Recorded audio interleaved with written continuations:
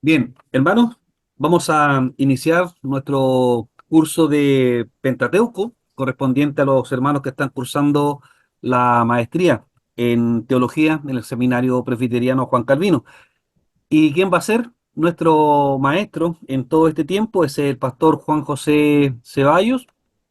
Él tiene tres maestrías, ¿no? Tiene una maestría en teología, maestría en educación cristiana y también tiene maestría en divinidades. Actualmente está haciendo su investigación para su doctorado también en teología. Es pastor de la Iglesia Betania de la Reforma en Colombia y damos gracias al Señor que ha puesto en su corazón querer colaborar con la formación teológica de nuestros alumnos. Así que, sin más, y seguramente él tendrá mucho más que decir en cuanto a su presentación, dejo con ustedes a nuestro profesor de Pentateuco, el pastor Juan José Ceballos. Pastor, la clase es suya. Apreciados hermanos, muy buenos días. Solo quiero hacer una precisión que es importante. Soy presbiteriano, más allá Amén. del nombre, porque la denominación presbiteriana es una denominación histórica, confesional. Nosotros somos de la parte, no soy ortodoxo, pero soy de la parte ortodoxa confesional, o sea, nos adherimos a todas las confesiones históricas, no modificadas como la de Westminster, ¿sí? La de Heidelberg, y eso es importante para que me conozcan. Entonces mi teología viene desde esa perspectiva, enamorado del Señor y de su palabra, estudiante de la palabra hace más de 20 años, con toda seriedad, y estoy aquí para servirles. Después de esta presentación, yo quiero decirles, mis clases a mí me gusta darlas interactuando. Si no tengo la respuesta, la investigaré y les diré, tengo la respuesta. Entonces, en cualquier momento, si surge alguna duda, alguna pregunta, algún aporte o una disensión, con todo gusto lo vamos ¿cómo se llama esto? A atender. Entonces, no tenga miedo porque a veces se pasa el tiempo y uno perdió el hilo de la pregunta. A veces son cosas que uno no sabemos comunicar bien. Yo le ruego también su paciencia. ¿Por qué razón? Porque pues yo estoy en Colombia y ustedes están en Chile y tenemos formas diferentes a veces de hablar y hay términos que no se pudieran entender bien por causa de los modismos o el uso del español, que para uno puede ser correcto y para otros no. Procuro no usar modismos, sin embargo, trato de ser lo más preciso posible. Ustedes, cada uno de ustedes en maestría reciben un módulo para poder aprender y hacer sus clases, y como están en maestría tienen que acudir también a otros documentos para presentar sus ensayos y sus lecturas.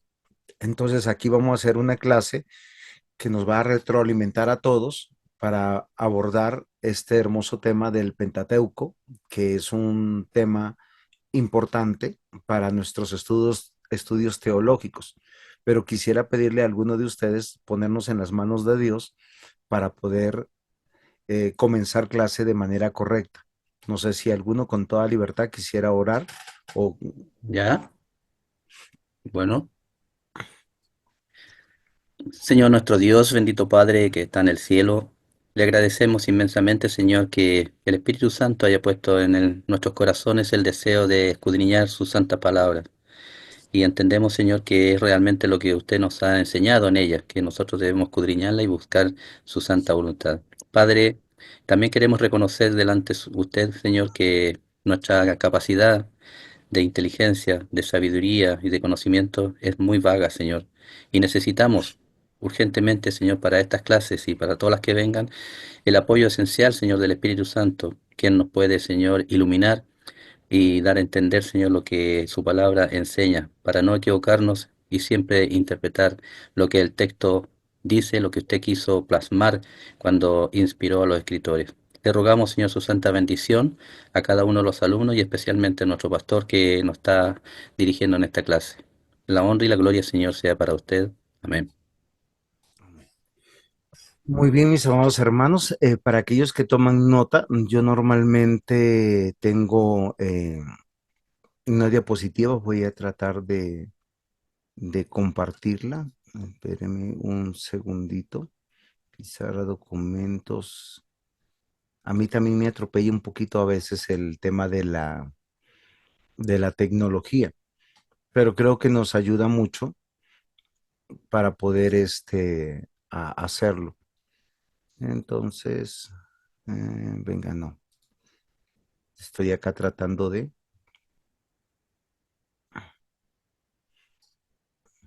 nueva pestaña. Ok. Deme un segundito, por favor. A ver si ahora sí. ¿Cómo les ha ido con su lectura del curso? ¿Ya comenzaron o es a partir de esta clase que ustedes se unen? Yo recién lo abrí ayer el archivo, lo bajé, así que ayer anoche empecé a leer recién las primeras 60 páginas. Muy bien, mis amados hermanos. Entonces, yo quiero tener primero algunas acotaciones sobre el tema de Pentateuco, debido a que nosotros estamos usando como buenos latinos siempre palabras que a veces no conocemos y que deseamos comprender y entender, que se han acuñado a través de la historia, pero no sé si ustedes saben y conocen, sino cuando hablamos de la palabra Pentateuco, ¿a qué nos estamos refiriendo? Perdón que sea a veces como tan escuelero, pero creo que eso nos ayuda para reforzar y con claridad al final decir algunas cosas que nos lleve a profundizar más en el estudio de la palabra. Entonces, ustedes cuando escuchan la palabra Pentateuco, ¿qué piensan? ¿Qué les viene a la mente? Que son 5 cosas, penta Muy bien. 5. Ajá, pero fíjense que partimos de la palabra que es griega, pues castellanizada, que es 5 cajas o 5 cosas, pero cuando pensamos en el Pentateuco, ¿en qué pensamos? Desde la perspectiva teológica, bíblica. Normalmente nosotros pensamos es en los 5 primeros libros de la Biblia y nosotros estamos pensando ahí, normalmente pensamos en la descripción de la creación del pueblo de Dios y las prescripciones legales que se le dio por medio de Moisés en procura de las promesas pactuales que él mismo les anuncia. Ahora, frente a esta eh, deducción que nosotros tenemos, encontramos que se han levantado muchas presuposiciones. Hay presuposiciones desde el aspecto filosófico, teológico, gnóstico, y también desde de la crítica histórica, de la crítica gramatical, y nosotros a veces podemos caer en ciertas confusiones, sobre todo cuando profundizamos en el tema de la teología y tenemos que leer mucho. Hay que tener mucho cuidado a quién estamos leyendo y cuál es su aporte, porque todos presuponen que parten de una verdad y un cuestionamiento racional acertado o asertivo.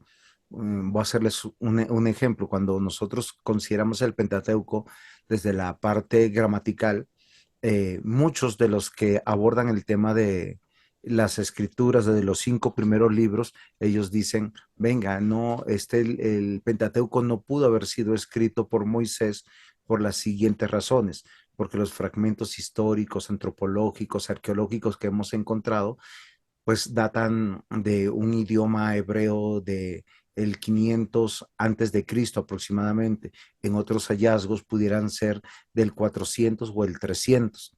En su composición lingüística, en su composición histórica, nos van diciendo también otras presuposiciones. Y de ahí partimos a mil y unas proposiciones que pudiéramos encontrar. ¿Alguna opinión o aporte sobre lo que les estoy comentando?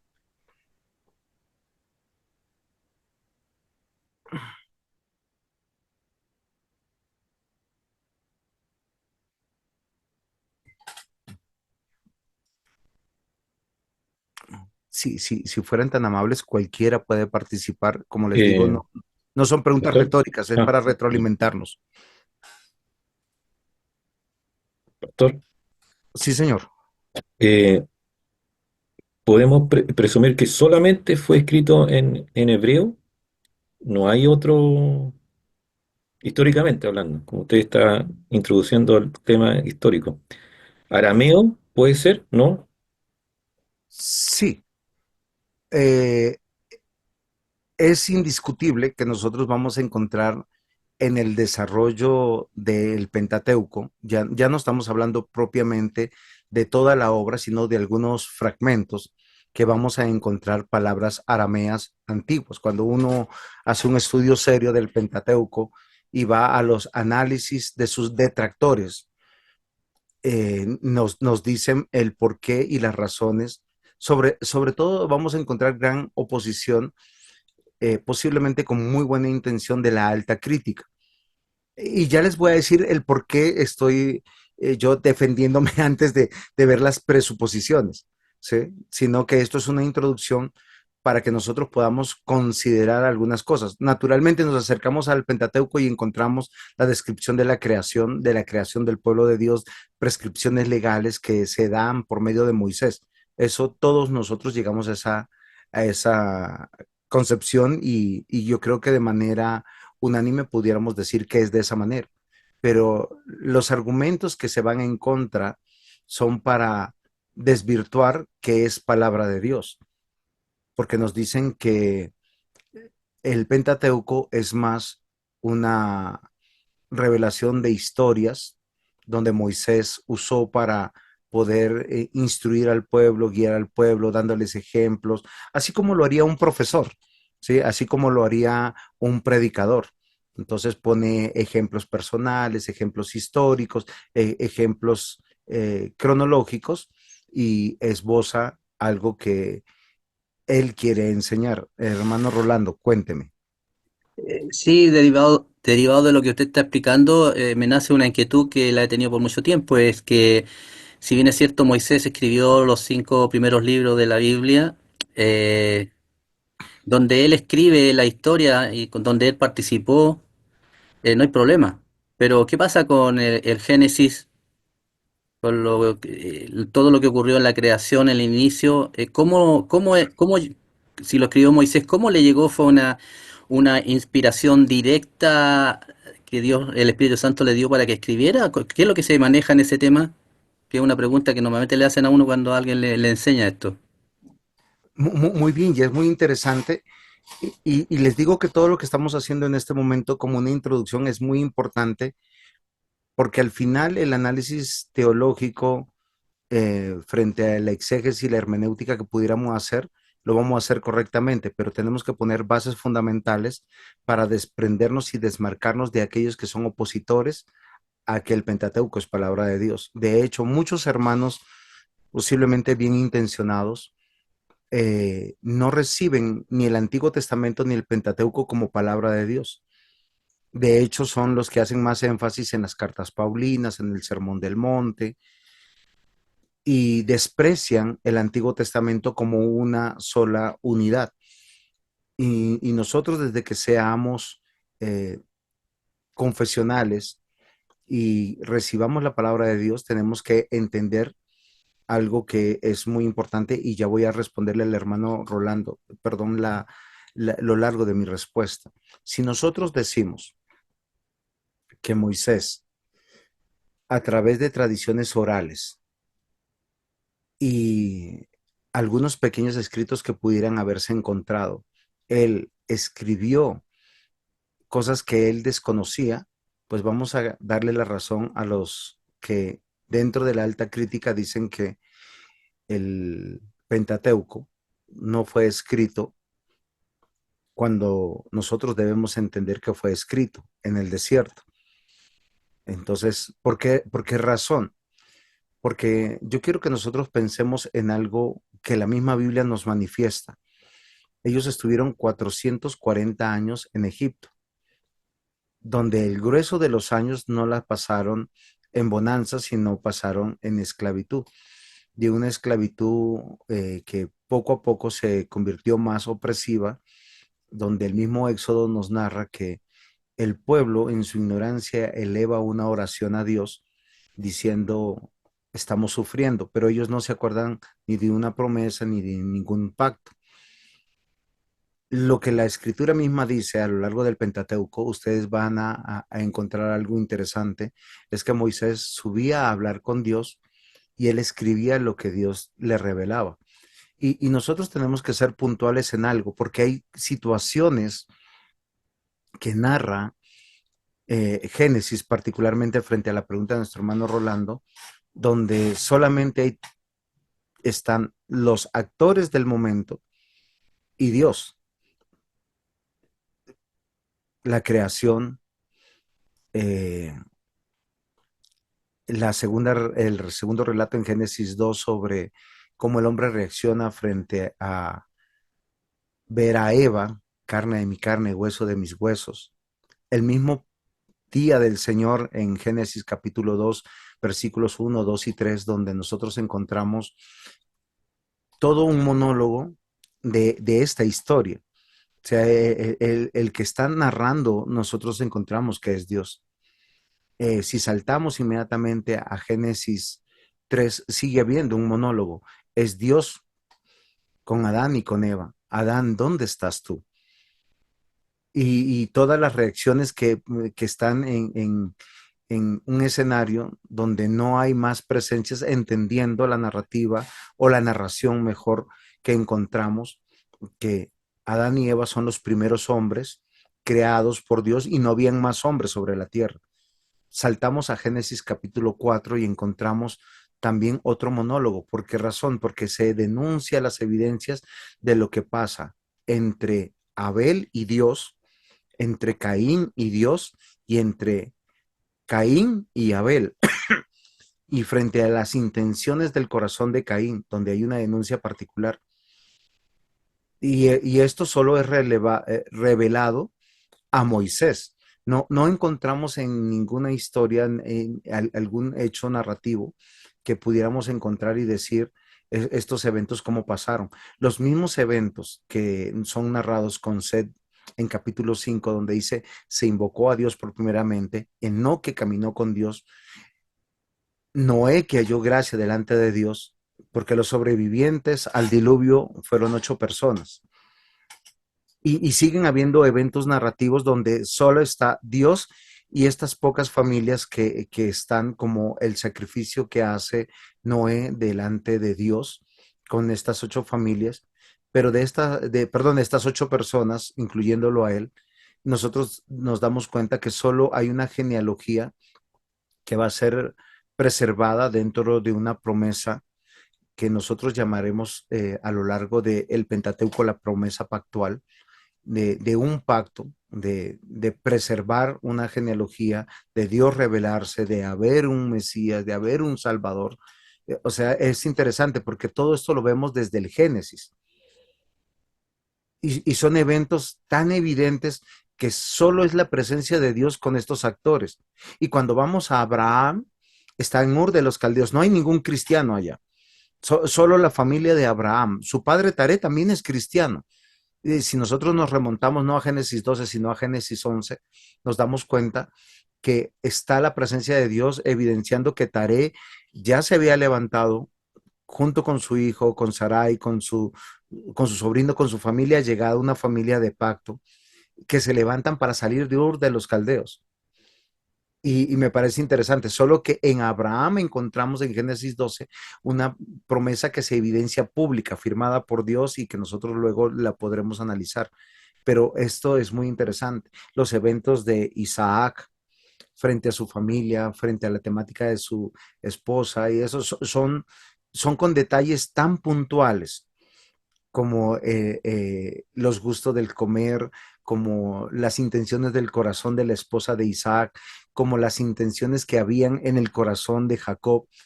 Son evidencias de que nosotros vemos que solo Dios pudo haberle contado a Moisés estos datos y son palabra de Dios. Y escapan a la racionalidad del hombre, porque normalmente cuando nosotros hablamos de nuestros familiares que queremos exaltar y queremos ponerlos como ejemplo, no contaríamos sus debilidades o contaríamos momentos donde ellos quedan en vergüenza. Y nosotros vemos que la narrativa o la narración del Génesis, sobre todo en estos aspectos, es muy honesta frente a la fidelidad de Dios, frente al llamado que hace de sus siervos y frente a esa lucha constante de o seguir la voluntad de Dios o el sentido común. Y vemos todo lo que sucedió a Abraham con su situación con Agar, con Ismael, vemos a Isaac en esa lucha de querer bendecir a su hijo primogénito Esaú, pero termina bendiciendo a Jacob, que todo va en contravía de como del honor de una familia, ¿no? Es como nosotros que yo quiero bendecir a mi primer hijo, pero resulta que tenía un hijo escondido o otro hijo que Dios era el que había llamado. Y la historia de Jacob y la historia de los hijos de Jacob, que es el grueso del Génesis, solo manifiesta que fue inspirado por Dios a Moisés en el monte Sinaí, porque cuando nosotros vemos que en el monte Sinaí era un pueblo que conocía algo de Dios, pero no conocía a Dios. De hecho, eh, una contextualización correcta del Pentateuco es la revelación de Dios, como dice Deuteronomio 29:29. Hay cosas secretas de Dios que Dios las guardó y que nunca las revelará a ningún hombre del ser de Dios. Pero las que son reveladas, dice Deuteronomio 29, parafraseándolo un poco, son para nosotros y para nuestros hijos. Óigalo, las primeras personas que van a leer el Pentateuco, y luego les voy a decir por qué mejor es no decir Pentateuco, aunque este es un curso de Pentateuco, no es contradicción, sino es un análisis para poder hacer, pero se los voy a decir más adelante, no ahorita. Vamos a tener que entender que ellos tenían algunas preguntas existenciales. ¿Quién soy? ¿Quiénes somos? ¿De dónde venimos? ¿Quién es Dios? ¿Quién es este Dios que nos sacó, que nos liberó? Y es una constante, la reacción del pueblo cuando Moisés sube al Sinaí y él no aparecía por ningún lado, decían, oiga, volvámonos mejor a los dioses que conocemos, porque a este Dios no lo conocemos mucho. Y aunque a nosotros nos parezca una locura y una denuncia bastante moralista y legalista es el sentido común en el cual el mismo Aarón, hermano de Moisés, cae. Y yo creo que nosotros ahí podemos considerar el entender que todo lo que Moisés escribe fue inspirado por Dios, aunque como yo les decía, en el Pentateuco tenemos la descripción de la creación del pueblo de Dios, de las prescripciones legales que Dios les da a Moisés para el pueblo, y ya les diré más o menos por qué razón pasan todas estas cosas. Hay algo que es muy importante que nosotros tenemos que considerar. Todo el Pentateuco tiene las bases de lo que nosotros hoy conocemos como el creacionismo, monoteísmo, cristianismo y el derecho canónico. Y, y yo quiero que nosotros tomemos con cuidado algo que nosotros hoy estamos viendo. Ustedes saben que en los últimos 100 años la ciencia se ha desarrollado a pasos agigantados. La gran mayoría de los premios Nobel, el 95% son teístas creacionistas, por lo tanto monoteístas. Ahora, eso no significa que sean cristianos. Eso no significa que sean cristianos. El término creacionista o teísta es un término acuñado hoy desde una perspectiva racional, filosófica, pero para desmarcarse en muchos casos del Dios de la Biblia y hablar de que hay un ser supremo que creó todas las cosas, porque la ciencia lo establece de esa manera. La ciencia no nos corrobora que hay un causante de todas las cosas, pero la gran mayoría de los que han llegado a esta concepción no son cristianos, son monoteístas, son creacionistas, son teístas, en el peor de los casos deístas. O sea, ellos dicen, sí, hay un creador, creó todas las cosas y como lo dejó funcionando tan bien, se fue y acá, pues agarrémonos y hagamos, tenemos que cuidarla. Todos los ecologistas parten de los deístas. cosa que todo el Pentateuco va a negar. Y les voy a decir por qué. Porque aquel que creó todas las cosas, aquel que es un único Dios, en Deuteronomio capítulo 6 dice Jehová, Jehová uno es, nos va a llevar a una idea que el Pentateuco está concatenado a la revelación pactual redentiva de la Escritura. Sin el creacionismo que yo tengo en mi mente, el monoteísmo que yo tengo en mi mente, no me lleva al cristianismo, no me lleva a Cristo. Estoy en una fe idolátrica, estoy en una fe equivocada, en una fe no salvífica. Y es algo fundamental que nosotros no podemos llegar a ninguna concepción hermenéutica, ¿sí? Y exegética correcta si yo no parto del Dios creador único en el Dios revelado que es Jesucristo el Señor. Y eso es fundamental. Por eso es importante que nosotros en esta clase, antes de hablar de la inspiración de Dios, nosotros nos sentemos y con la facultad que nos dio el Señor, que es la razón, la inteligencia, podamos meditar en estos temas. El Pentateuco nos habla de la creación y no solamente de la creación material, sino la creación de las instituciones. Por lo menos tres grandes instituciones se crean en Génesis capítulo 1, es el hogar, la iglesia y el Estado. Son tres instituciones fundamentales que son reconocidas en todas las sociedades del mundo, crean lo que crean.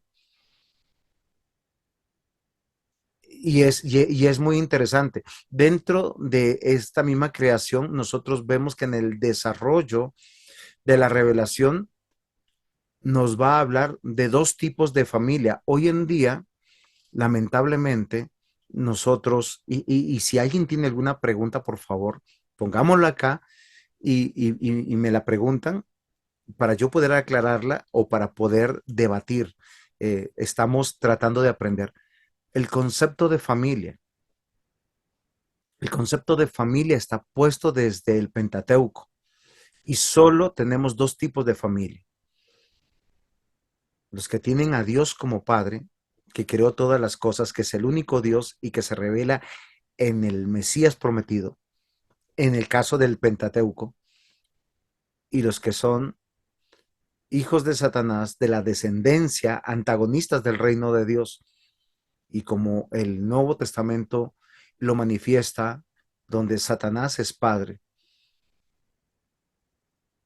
La Biblia, a lo largo de toda la Biblia, solo va a hablar de dos tipos de familia.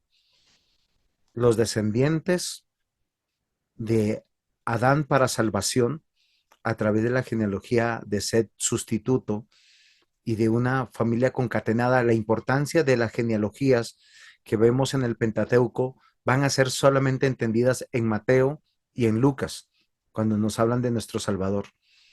Y uno dice, ay, ¿verdad? Y uno dice, ahí se les disipan todas las dudas si Adán era salvo o si Eva era salva o si, porque hay una promesa en un orden de pacto y hay una corrección que posiblemente podamos hacer a lo largo de nuestra exégesis y hermenéutica. Y me disculpan si que para algunos es locura, pero la Biblia no habla de un Dios de pactos, habla de un Dios de pacto. ¿Habla de varios pactos? Sí, pero habla de un Dios de pacto. Por eso es importante para nosotros como iglesias confesionales, bíblicas, ortodoxas, seguimos la teología del pacto. La teología del pacto está implicada en toda la escritura como una sola promesa, como un solo plan dentro de algo que nosotros hemos entendido que se llama el decreto de Dios. No hay un plan B, no hay una reacción a una circunstancia de caída. El plan cuando se crearon todas las cosas era uno solo. todas las cosas fueron creadas por Él y para Él, y sin nada ha sido creado, sino solo por Él, y habla de Cristo. Y si nosotros nos vamos a Efesios, también nos dice que hay un plan. Y si no, o sea, a todo libro que uno vaya de la Biblia, nos dice que hay un plan. Entonces, el creacionismo, el monoteísmo y el cristianismo están concatenados, porque si no, no vamos a hacer una exégesis correcta, no vamos a tener un acercamiento al libro de el Pentateuco correcto, porque vamos a pensar que son historias sueltas que no les encontramos muchas veces sentido. Solo se los pongo de esta manera: Génesis capítulo 1 o 2, uy, es un extraordinario. Inmediatamente entra Génesis 3 y uno ve un momento desolador. Génesis 4 es muchísimo peor. Y cuando encontramos a Génesis 5 es como que me siento perdido, porque a pesar de todas estas malas noticias, nos cambia de tono el narrador. Y cuando entramos a Génesis 6, entramos a esa expresión que para muchos de nosotros es muy misteriosa y poco entendible, y le dolió a Dios hacer en su corazón o crear al hombre. Y se arrepintió Dios, y uno dice, Dios se arrepiente. Pero recordemos que también hay una narrativa concatenada dentro de un plan, donde el protagonista no es el hombre, ni es el pueblo de Israel. Nosotros nos vamos a dar cuenta que en el Pentateuco no vamos a encontrar el origen del pueblo judío o el origen del pueblo de Israel, mucho menos de una cultura, ni de un folclore. Y ya se los voy a decir por qué, porque algunos me dirán, ay, los judíos y sus fiestas, y si quieren tomar nota o quieren preguntar, está bien.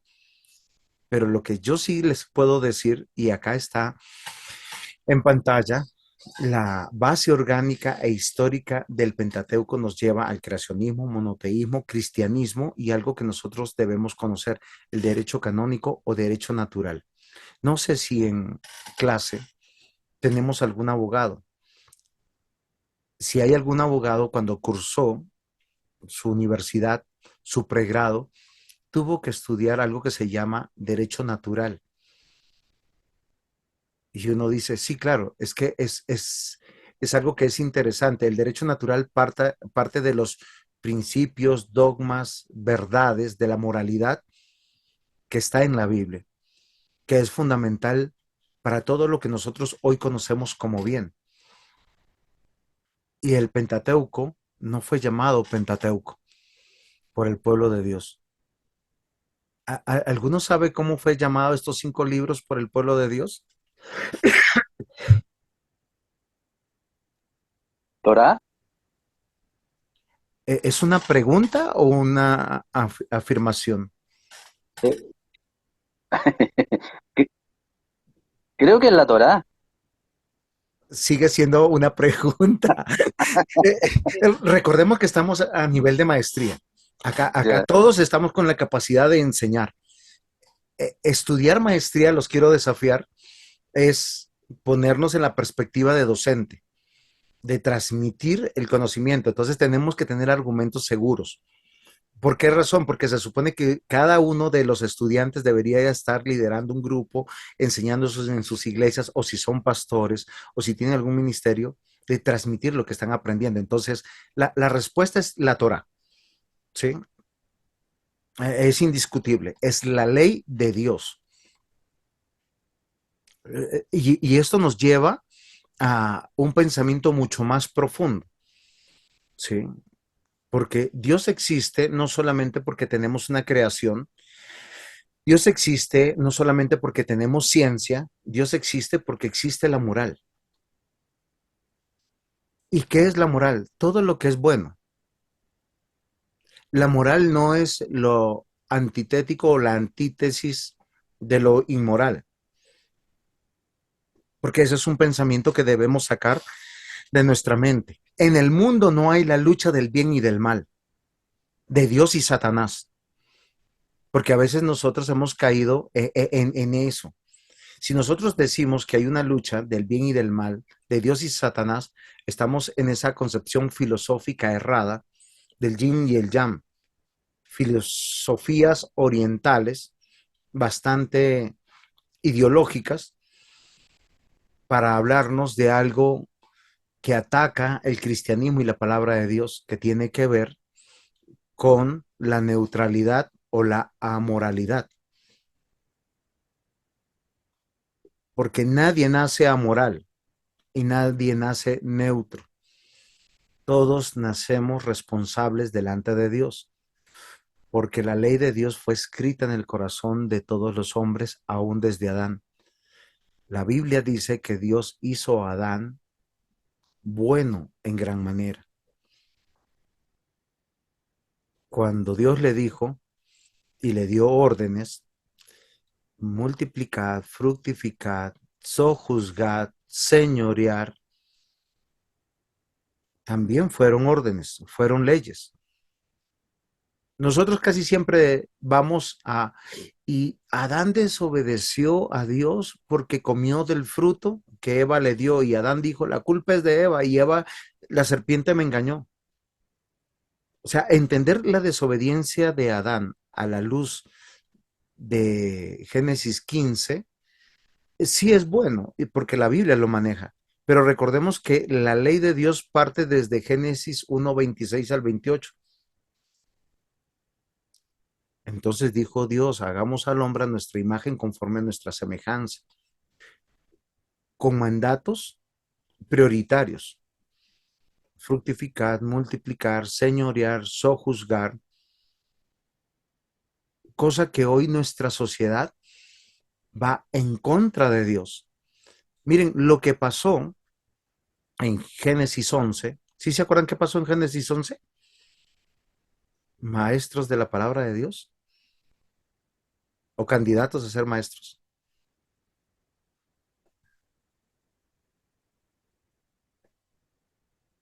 La torre de Babel, antes que encuentren Génesis 11. Y miren, no estoy usando ningún libro. Ellos, ¿qué hicieron? Ir en contra del mandato de Dios, llenar la tierra, se superconcentraron. Fíjense que hoy, ¿por qué surgen las grandes ciudades? Nueva York, Dubái, Río de Janeiro, París, Madrid, Santiago, Bogotá, Santiago, Chile, ¿no? Bogotá, Lima, Sao Paulo. ¿Cuál es el propósito de estas grandes ciudades? Hacerse un gran nombre y llegar a Dios bajo sus preceptos, sus filosofías. Es lo mismo que pasó en Génesis capítulo 11, la Torre de Babel, en contra de la ley de Dios y los mandatos de Dios. ¿Y por qué Dios destruyó? Retrocedamos unos capítulos en Génesis a Génesis 11. ¿Por qué a Dios le dolió en su corazón haber hecho al hombre? Porque los hijos de Dios se fijaron en su sentido común. Oigan, las hijas de los hombres están tan bonitas, casémonos. ¿El casarse es bueno o no es bueno? ¿Es un mandato de Dios o no? Sí, claro, no importa. Y miren lo interesante. Es que lo que nosotros hacemos a veces es lo que hacían los fariseos, diluir los mandatos de Dios. El derecho canónico o es la ley de Dios hecha pública para obedecerla. Y el Pentateuco no nos va a hablar solamente de 10 mandamientos, apreciados hermanos. Posiblemente a lo largo de la clase, de las 4 clases que vamos a tener, vamos a poder considerar más. La ley de Dios nos habla de la voluntad de Dios, de los preceptos, de cómo vivir. Dios puso al hombre en este mundo para obedecer, no para crear ni leyes, ni cultura, ni folclore, ni liturgia. Solo recuerden, ¿quiénes son los primeros en leer el Pentateuco? Ayúdenme.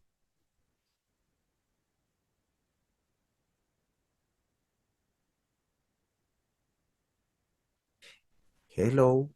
Los judíos. No, señor, porque los judíos no existían en ese momento. Los judíos existen a partir del retorno de Babilonia. No habían más tribus. Los judíos son los únicos por causa del linaje de Jesús y por primera vez se les llaman judíos. Y antes de ser judíos eran israelitas. Y los israelitas solo nacen con Jacob después de la monarquía en el 1050, por decirlo de alguna manera. No es exacta, por si acaso, esta cronología. No hay una cronología exacta para eso. Pero no existían los judíos. ¿Quiénes son los primeros que leen el mensaje de Dios a través de Moisés que él escribe?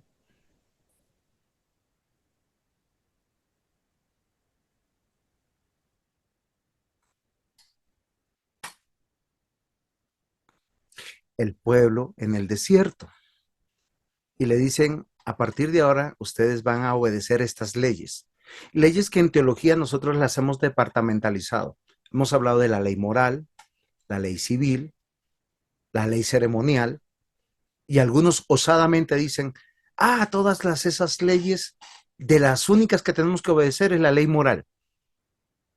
Ajá, muy bien. Entonces, la ley civil, no, porque no somos israelitas. Y la ley ceremonial, no, porque no somos judíos. ¿Qué dijo Jesús al respecto? No lo voy a responder posiblemente ahora porque tengo unos versículos más adelante. La ley de Dios fue puesta para obedecer y cuando el hombre lo puso libre ahí en el desierto, y recuerden que ellos tienen unas preguntas existenciales: ¿quiénes somos? ¿Por qué estamos aquí? ¿Para qué son? ¿Quién es nuestro Dios? Dios le dice, mire, yo soy uno solo, soy el verdadero Dios, soy su Salvador, su libertador, por lo tanto ustedes van a obedecer estas leyes. Para el Pentateuco hay un solo tipo de ley, la ley de Dios. No está departamentalizada en la ley moral, la ley civil, y perdón el cuestionamiento, y no quiero traer problemas, pero solo quiero que hagan un análisis concienzudo con la Biblia. Que sí hay leyes particularmente que se refieren al templo, sí, nos da leyes particularmente con relación a cómo me comporto civilmente frente a la nación, sí. Que hay aspectos fundamentales como que lo llamamos la ley moral, sí, pero recuerden que moral es todo lo que es bueno, correcto, principio, dogmático, ordenanza, imperativo en nuestra vida. Y no podemos departamentalizar la ley entre cosas que son para Dios y cosas que son para los hombres. Y se los digo de esta manera, que a veces nos dicen, es que hay dos tablas, entonces hay 4 mandamientos para Dios y 4 mandamientos para, o 6 mandamientos para vivir en sociedad. Cuando dice el primer mandamiento, ¿cómo dice el primer mandamiento? ¿Algún pastor hermano que lo enseñe? Sin leerlo, lo tienen que tener en el corazón. No tendrás dioses ajenos delante de mí. Es un desafío. Es un mandamiento vertical, individual, relacional, pero también colectivo para todo el pueblo de Dios. ¿Quiénes son los que se llaman pueblo de Dios? Todos los que creen verticalmente y horizontalmente en que hay un solo Dios al cual hay que adorar. Segundo mandamiento.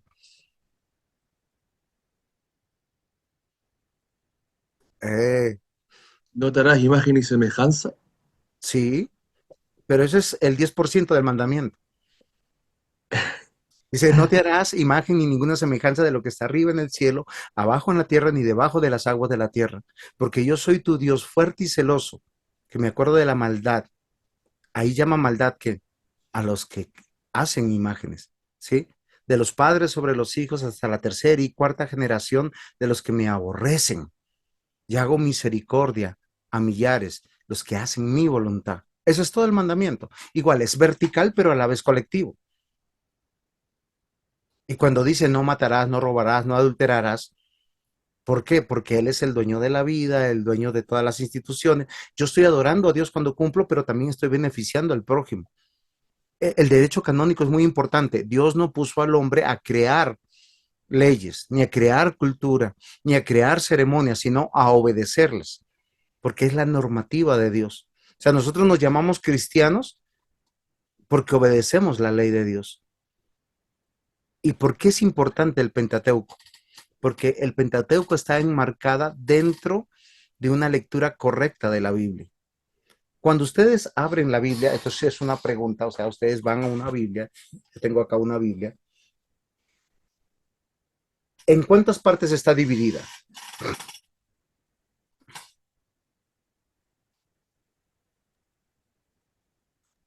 En dos, ¿Alguien más? Que me respondan 2, 3 hermanos para decirles que están equivocados. Hoy vinimos a aprender en cuántas partes está dividida la Biblia. No se arriesga ninguno. Miren, queridos hermanos, normalmente hacemos una lectura cronológica desde la perspectiva Antiguo Testamento y Nuevo Testamento. Pero realmente nosotros que somos confesionales, bíblicos, no podemos leerla de esa manera. Porque si no, terminamos cayendo como algunos han dicho, antiguo pacto en desuso. ¿Para qué lo leemos? Y el nuevo pacto, este es bueno y mejorado, con nuevas cosas. Oigan, y es una perspectiva hermenéutica y exegética equivocada. No está dividida entonces, es una sola. No, si está dividida no puede ser una sola. Es un solo mensaje que tiene Un que solo estar mensaje. dividido. Exacto, es un solo mensaje, pero que miren lo interesante, cronológicamente está dividida en la revelación que Dios hace sobre el Mesías. Entonces, en una primera parte está la promesa del Mesías, que está enmarcada el Pentateuco. Todo lo que nosotros vemos de señales, signos, símbolos y sacramentos están anunciando como sombra, como dice Hebreos, la venida del Mesías. Ese es el primer tiempo que uno lee la revelación. Pero una vez, recuerden que la Biblia habla de la venida del Señor casi siempre en un sentido soteriológico, a venir a hacer juicio a todas las naciones. Pero muy poco entendemos de la venida del Señor dentro de lo que está enmarcado los evangelios. Bueno, para algunos son 4 evangelios, para otros son 5 evangelios. No estoy hablando de un evangelio moderno, es Mateo, ¿cuál es el otro? Lucas, Marcos y Juan. ¿Y cuál sería el quinto evangelio? Teológicamente ustedes deberían saberlo. Hermano Rolando, no le escucho porque por alguna razón no lo he escuchado. Hechos. Muy bien, Hechos de los Apóstoles es reconocido como el quinto evangelio para muchos. ¿Por qué? Porque en ellos encontramos el cumplimiento de la venida del Salvador, de donde nosotros proceden las doctrinas de la justificación, adopción, regeneración. Entonces, miren que ya vamos en 2 tiempos. El primer tiempo, la promesa del Mesías. La segunda es el cumplimiento de la encarnación, de la llegada del Mesías, o sea, Dios con nosotros, Emmanuel con nosotros. Y el tercer tiempo es el tiempo que todos estamos esperando, la consumación de todos los eventos finales, el establecimiento sempiterno del reino de Dios. Y es a donde apunta todo el Pentateuco. La historia no termina con la venida de Jesús. Y es algo que nosotros aquí tenemos que considerar y meditar. Por eso nosotros lo que estamos haciendo aquí es entender el Pentateuco, que aquí se establecen los principios, propósitos, alcances, implicaciones y privilegios de la revelación, donde el pueblo elegido es beneficiario y merecido de tan mayúsculo plan. O sea, el plan de Dios es tan extraordinario que nos sobrepasa en la mente. El pueblo en el desierto, cuando les dijeron, sí, usted es mi pueblo amado, ellos solo pensaban posiblemente en la promesa de la tierra prometida, pero para ellos la tierra prometida era lo que hoy nosotros conocemos como Palestina. Pero nosotros desde el año 2025, desde aquí, en un ejercicio hermenéutico y exegético, cuando pensamos en la tierra prometida, ¿en qué estamos pensando? En que no vamos a ir a vivir a Palestina. Pasajes VIP, todos gastos los pagos. ¿Sí es así o no es así? No. Cielos nuevos, tierra nueva, tierra prometida, ¿qué tiene que ver con el reino de Dios? Y miren lo hermoso. Ahora se dan cuenta de los 3 tiempos, uno coge la hermosa Biblia y uno dice, hay un solo mensaje, pero ¿cómo yo concateno esto? La promesa de Cristo, el cumplimiento de Cristo y la consumación en Cristo de todas las cosas. Y eso es fundamental para nosotros de tener una lectura apropiada del Pentateuco. ¿Preguntas hasta aquí, mis queridos hermanos?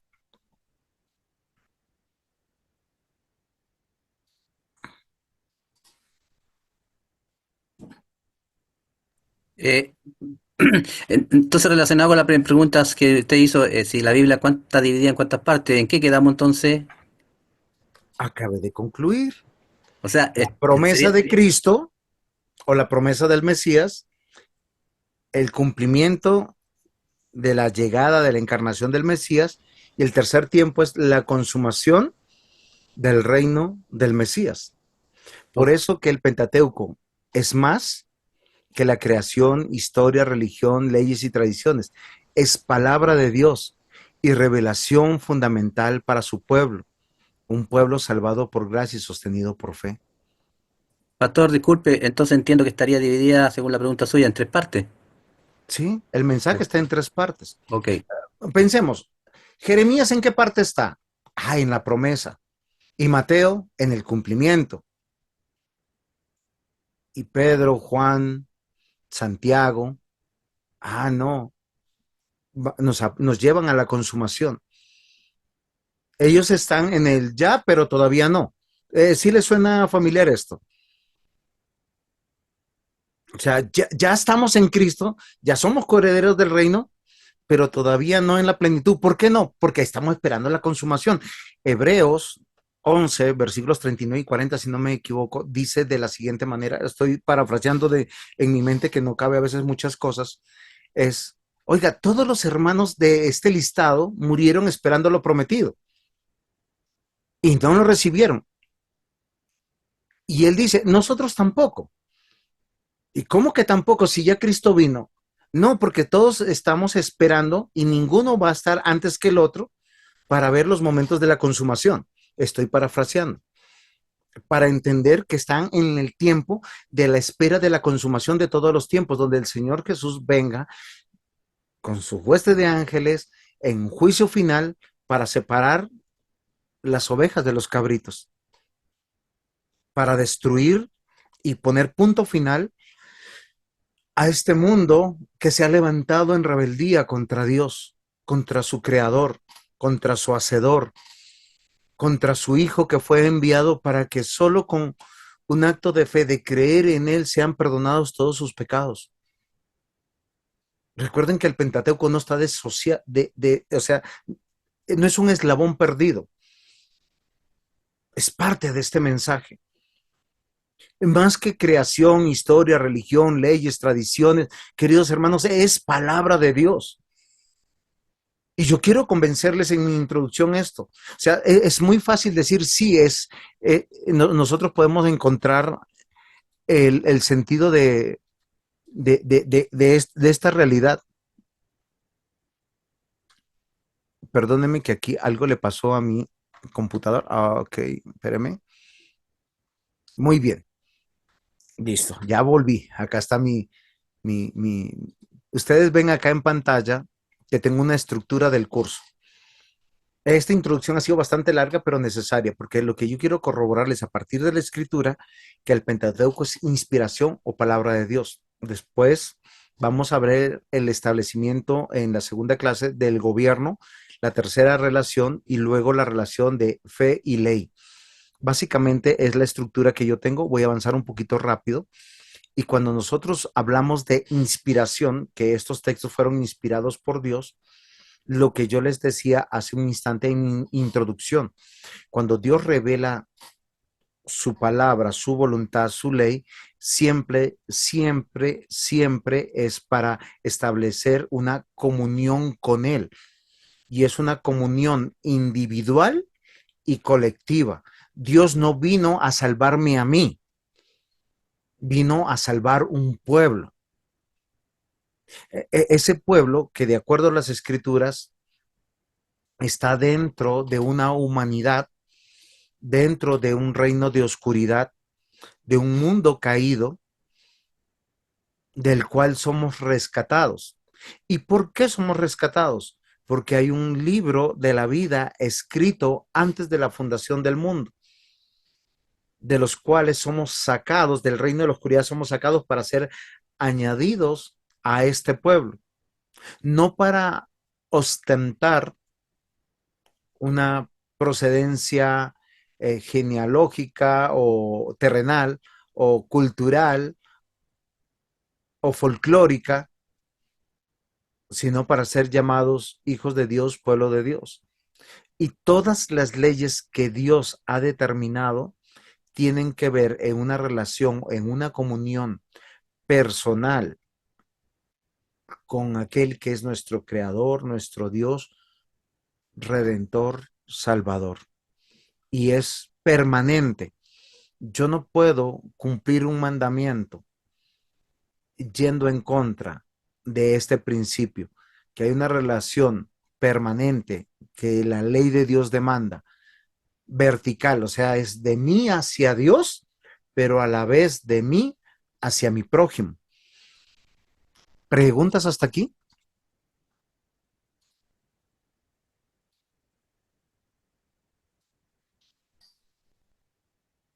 Si hay alguna disensión de lo que ella ha dicho, alguna pregunta, por favor, es momento de hacerla. No se le olvide. La idea no es remover sus cimientos neuronales por nada, sino despertar un celo y de decir, venga, yo que me perdí en la historia de la redención, ¿cómo estoy leyendo el Génesis, el Éxodo, Levíticos?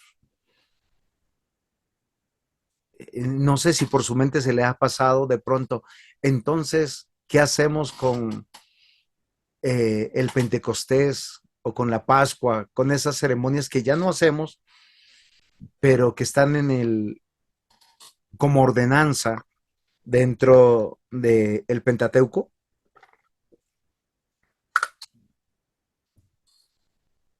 Si hay preguntas o no hay preguntas, o puedo avanzar. Pastor Juan Lobos, ¿cómo vamos?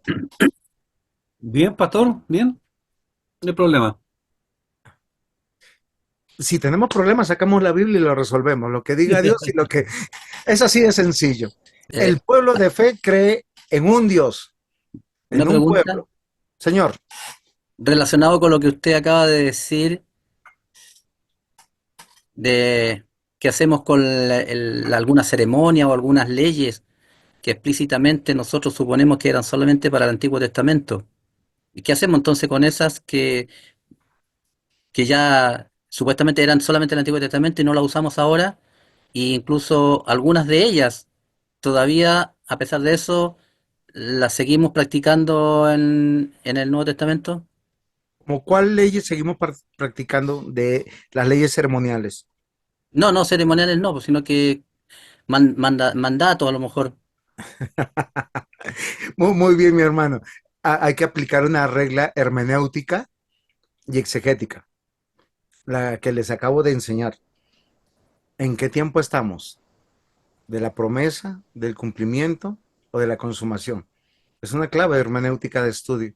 Cumplimiento. No, no, perdón, de la promesa. Se me está perdiendo mi hermano Rolando. Estamos de la consumación. Entonces, eso lo vamos a hablar posiblemente en otra clase. No lo voy a sacar de taquito, pero hay que considerar, porque muchas de las ordenanzas, el pie de página de la ordenanza y será mandamiento perpetuo. Y uno dice, bueno, una de esas ordenanzas es la circuncisión. Entonces, ¿los no circuncidados se pueden ir de la clase? Es una ironía, por si acaso. No es para evidenciar nada. Es un mandato. Entonces, ¿cómo conectamos la circuncisión con el Nuevo Testamento, con el Mesías? Es una buena tarea que tenemos que hacer porque está dentro de una clave hermenéutica. El disociarla termina siendo un mandamiento cultural, como muchos han dicho. No, es que la circuncisión es un mandamiento cultural. Sí, también los que bautizan por inmersión, aspersión o infusión lo pueden hacer de manera cultural. De hecho, hay iglesias que tienen de moda el bautizar personas. ¿Por qué? Porque El bautismo ceremonial da poder a los pastores. Yo te bauticé. ¿Sí? Casi yo te saqué el demonio. Y hay algunos que han sido bautizados 3 y 4 veces, dependiendo de qué doctrina nacen. Entonces van como veletas. Estoy siendo irónico, por favor, no me tomen en serio estas palabras. Eh, pero así como hay errores en el Antiguo Testamento, hay errores en el Nuevo Testamento. Muchos tomaron la circuncisión como un mandato cultural folclórico. Somos israelitas porque estamos circuncidados. Somos pueblo de Dios porque estamos circuncidados. ¿Y qué decía Jeremías, Isaías? ¿Qué decían los profetas menores sobre la circuncisión? Les decían, la circuncisión es del corazón. Hay una ceremonia que apunta a una verdad teológica. Me gusta la palabra teológica más que espiritual, más allá de nuestra comprensión. Quien no es circuncidado del corazón no es parte del pueblo de Dios. Puede tener la ceremonia externa, eso es verdad, pero eso no lo hace hijo de Dios. El ser hijo de Dios lo hace si ha sido circuncidado del corazón. Es igual con el bautismo hoy en día, pese a quien le pese. El bautismo ceremonial no salva a nadie. No importa si lo hicieron de chiquito, no importa si lo hicieron a los 12 años, a los 16, a los 40 o a los 80 años, usted diciendo Jesucristo es mi Señor, mi Salvador, porque muchos llegarán al juicio de Dios y el Señor le dirá, oiga, ¿y quién eres tú? Yo no te conozco. Toda tu vida has hecho maldad. Inclusive cuando ibas a la iglesia y decías, soy hijo de Dios. Al fuego eterno, maldito. Porque la ceremonia externa no habla de la realidad del verdadero bautismo de ser lavado por el agua y por el Espíritu, que habla de la regeneración. Eso es solo un ejemplo para poder interpretar las cosas, pero en el Pentateuco, ¿qué encontraremos volviendo a nuestro Pentateuco? Hay un Dios, un pueblo, una ley, una revelación, una elección, ¿sí? Por lo tanto, somos monoteístas, creacionistas, creemos en la redención porque hay una sola voluntad de Dios. ¿Saben a dónde apunta el Pentateuco? Un reino, un rey. Y todo reino, por lo menos para ser reino, tiene que tener súbditos, tiene que tener ley y tiene que tener territorio. Sí, es lo más básico que hay en la humanidad. Todos han comprendido eso. Existimos porque hay un lugar donde existimos y existimos porque tenemos un código y ese código establece en lo que creemos, cómo vivimos, cómo lo confesamos. El hombre no es capaz de tener una concepción diferente al diseño de Dios y en ese sentido el Pentateuco nos llena de esta verdad. Ahora, como estamos diciendo que el Pentateuco es palabra de Dios, tenemos que considerar algunas cosas. Jesús mismo afirmó que el Pentateuco es palabra de Dios. Juan capítulo 10, versículo 35, me remito a la Biblia. Si llamó dioses a aquellos a quienes vino la palabra de Dios y la escritura no puede ser quebrantada. Mateo 19, 4 al 5. Voy a leer los 3 versículos y les explico. Él respondiendo y les dijo, ¿no habéis leído que el que los hizo, al principio varón y hembra los hizo, y dijo, por eso el hombre dejará a su padre y a su madre, y se unirá a su mujer, y los dos serán una sola carne? Y Mateo 5, 17 al 18, no penséis que he venido a abrogar la ley, a los profetas no he venido para abrogar, sino para cumplir, porque de cierto os digo que hasta que pasen el cielo y la tierra, ni una hoja, ni una jota, ni una tilde pasarán de la ley hasta que todo haya sido cumplido. Ahora, lo interesante de Juan 10, más allá del ejercicio hermenéutico y exegético del contexto, solo quiero citar algo, que Jesús llama a lo que nosotros llamamos el Pentateuco, o la Torá o la ley, es palabra de Dios. Él mismo cita en Mateo 19, enseñando él, diciendo y citando Génesis como palabra de Dios, como una ordenanza frente al diseño del matrimonio, de lo que nosotros hoy llamamos matrimonio, que hoy está ese concepto bastante secularizado o permeado en otro extremo por la sacralidad de la concepción teológica católico-romana, que recuerden que los católicos romanos ven el matrimonio como un sacramento, cosa que la Biblia no lo ve, es una ordenanza. Dios estableció los principios de esta institución sagrada. Lo que Dios ha unido no lo separa el hombre, pero no es un sacramento, porque nosotros, por lo menos como cristianos confesionales, solo creemos en dos sacramentos, el bautismo y la cena del Señor, que uno es de pertenencia y el otro es de comunión. Y textualmente Jesús en el Sermón del Monte, al comenzar en el capítulo 5, él dice que la ley y los profetas están vigentes. O sea, el Sermón del Monte no es una reinterpretación de la ley. Cuando nosotros observamos el Sermón del Monte, y si ustedes han podido estudiar y predicar y meditar sobre el Sermón del Monte, yo quiero sacar de sus mentes algo que muchos teólogos dicen, bueno, como que la ley antiguamente decía esto, pero ahora a través de Jesús se reinterpretó de esta manera correcta. Y en ningún momento Jesús, no hay un solo versículo que diga eso. Lo que él dice es que los antiguos o los maestros de la ley enseñaban solo un aspecto de la ley y no todo lo que la ley decía, refiriéndose no a los 10 mandamientos, sino a todos los mandamientos que están dentro del Pentateuco.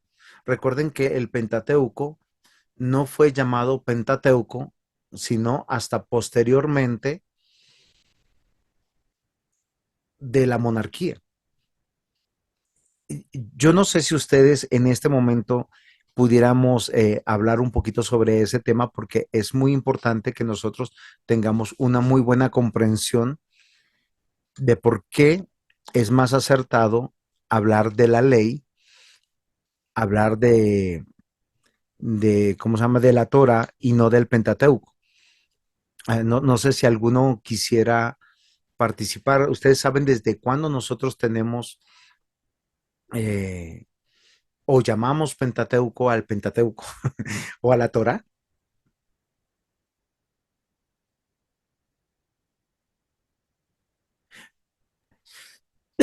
Esto históricamente va que a partir del año aproximadamente, todo esto es aproximado porque no hay una eh, cronología exacta, una cronología exacta. La cronología exacta no la tenemos, pero tenemos registros históricos aproximados que sí nos hablan del año 230 antes de Cristo en la era ptolomeica. Recuerden que el pueblo de Dios después de la deportación, cuando ellos vuelven a Jerusalén y reconstruyen las murallas y reconstruyen el templo de Zorobabel, ya no son independientes, ellos están bajo el imperio medo-persa. Luego la historia nos va a hablar que el imperio medo-persa va a ser conquistado, luego vamos a tener varios imperios que van a estar en posesión de estas tierras porque ellos no volvieron a ser libres e independientes. En el 230 tenemos a Ptolomeo II Filadelfo, el cual pues está orgulloso de su imperio y dice, venga, yo quiero en mi biblioteca tener todos los documentos posibles del conocimiento que hay en el mundo. Y ordenó pues la traducción del hebreo y arameo antiguo a el griego de la Torá. Hasta hoy en día la Torá en el lenguaje hebreo sigue siendo un solo rollo, ¿sí? Eso es interesante, pero cuando es transcrita al griego, pues sale una cosa muy grande y difícil de guardar. ¿Por qué razón?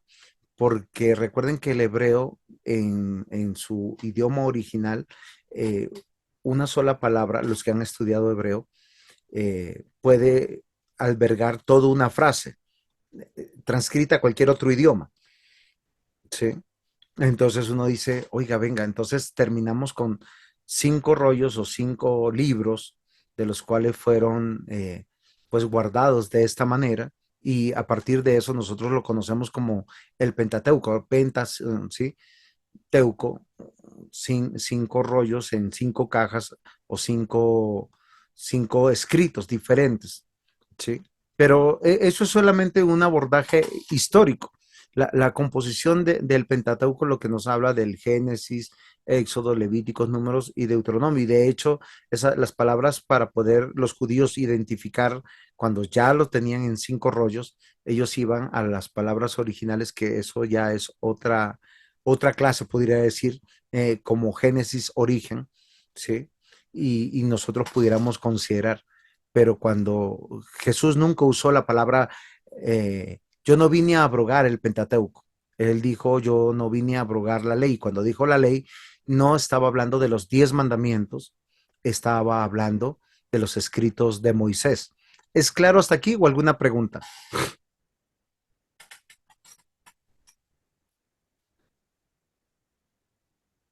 Muy bien, no tenemos preguntas.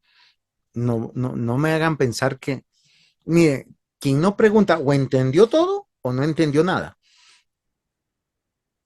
Entonces, ustedes están aquí para también aportar y cuestionar y decir, venga, leamos, dice Lucas capítulo 16, 17, palabras de Jesús, pero más fácil es que pase el cielo y la tierra que se frustre una tilde de la ley. Ahora, debemos ir que Jesús está citando el idioma hebreo, porque si ustedes han estudiado el hebreo, cualquier cambio en los punticos, ¿sí? Gramaticales cambia el sentido de la palabra. Entonces, tanto así que los escribas, que eran los que copiaban los textos bíblicos, ellos tenían que verificar que no se cambie ni la cantidad de palabras, ni de signos, ni de puntuaciones. Y lo que el Señor está diciendo, que la palabra de Dios fue preservada de esta manera y que va a ser preservada de esta manera. De ahí nuestro celo de tener una comprensión hermenéutica y exegética correcta del Pentateuco. Lucas 24, 25, 27. Entonces él les dijo, oh insensatos y tardos de corazón, para creer todo lo que los profetas han dicho. ¿No era necesario que el Cristo padeciera estas cosas y entrara en su gloria? Y comenzando desde Moisés y siguiendo por todos los profetas, les declaraba en todas las escrituras lo que de él decían. Nos ubicamos cronológicamente. Lucas 24. Cristo ya murió, resucitó y se encontró con sus discípulos. ¿Y qué les dice? Básicamente es un regaño porque ellos, ¿cómo estaban? Tristes, acongojados.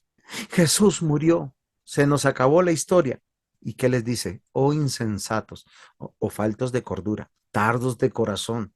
Las motivaciones, o sea, ellos estaban volviendo a sus tierras. ¿Y qué les dice? ¿A dónde apela Jesús? Moisés escribió de mí. ¿Y qué escribió Moisés? Génesis, Éxodo, Levíticos, Números y Deuteronomio, la ley.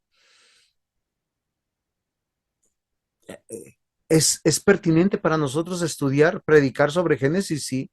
Éxodo también, Levíticos también. Tarea.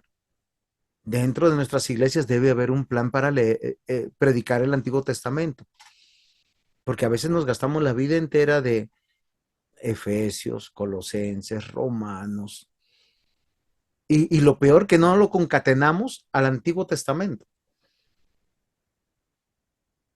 Entonces ahí es donde salen nuevas doctrinas y cosas raras. Marcos 7:13, invalidando la palabra de Dios con vuestra traición que habéis transmitido, con vuestra tradición que habéis transmitido, y muchas cosas hacéis semejantes a estas. Recuerden que los fariseos, saduceos, los maestros de la ley eran especialistas para poner carga sobre el pueblo, hacer énfasis sobre la ley y no explicar toda la ley. Y es una manera de invalidar la ley de Dios. Cualquier enseñanza que se hace que no esté conectada con Moisés, con los 5 primeros libros de la Biblia, por lo general es una nueva herejía que está saliendo. Y les voy a decir algo, si ustedes hacen un estudio del Antiguo Testamento, no sé si aquí algún maestro de la palabra de Dios me puede ayudar. ¿Cómo está dividido el Antiguo Testamento? Está la ley, les ayudo. Y después, ¿qué tenemos? Ese es un grupo de libros. ¿Cuáles son el otro grupo de libros? Los históricos. ¿Qué me faltan ahí? Ya les ayudé con dos. ¿Están los libros? Profético, Sí, el de los profetas, muy bien. Muchas mayor gracias. mayor y menores, Mayores y menores, y faltan otros libros. poéticos. Los de sabiduría. Muy bien, los poéticos. Ahora, miren lo interesante. Los históricos dan la base fundamental donde la ley es esgrimida, es usada, porque es el reino de Dios. Está la monarquía, el rey, el sacerdocio, pero todos tienen que estar sujetos a la ley.